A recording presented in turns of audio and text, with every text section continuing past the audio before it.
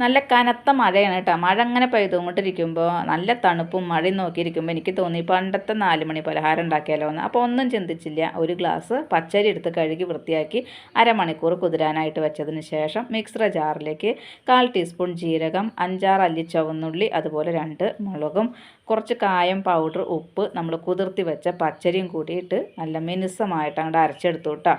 എന്നിട്ട് അരച്ചെടുത്ത മാവ് ഒരു പാത്രത്തിലേക്ക് മാറ്റിയിട്ട്, നമ്മൾ പണ്ടൊക്കെ അത് ചീഞ്ചട്ടിയിലാണ് ഉണ്ടാക്കിയിട്ടുണ്ടായിരുന്നത്. ചീഞ്ചട്ടിയിലേക്ക് മാവ് കോരി ഒഴിച്ചിട്ടൊന്ന് ചുഴറ്റിയിട്ട് വെളിച്ചെണ്ണ തൂവി കൊടുക്കുക ചെയ്യുക. ഇപ്പം ഞാൻ പാൻ അടുപ്പത്ത് വെച്ചു, അതിലേക്ക് ഓരോ കയ്യിലും മാവ് ഒഴിച്ച് കൊടുത്തു. ഇപ്പം അങ്ങോട്ട് അരച്ചുണ്ടാക്കണുള്ളൂ, പക്ഷെ നല്ല ഓട്ട വന്നിട്ടുണ്ട് കണ്ടോ.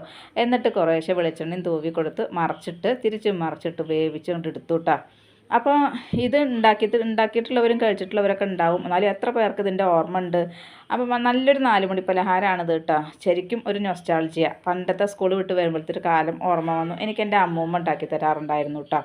അതുപോലെ ഞാൻ കട്ടനും ഉണ്ടാക്കി. അപ്പോൾ കട്ടനും അതുപോലെ നമ്മുടെ ഈ പലഹാരം കൂട്ടിയിട്ട് മഴയും നോക്കിയിട്ട് നമ്മൾ സിറ്റ് ഔട്ടിൽ വന്നിരുന്ന് എല്ലാവരും കൂടി ഇരുന്ന് വർത്തമാനമൊക്കെ പറഞ്ഞിരുന്ന് കഴിക്കും കുടിക്കുകയൊക്കെ ചെയ്തു.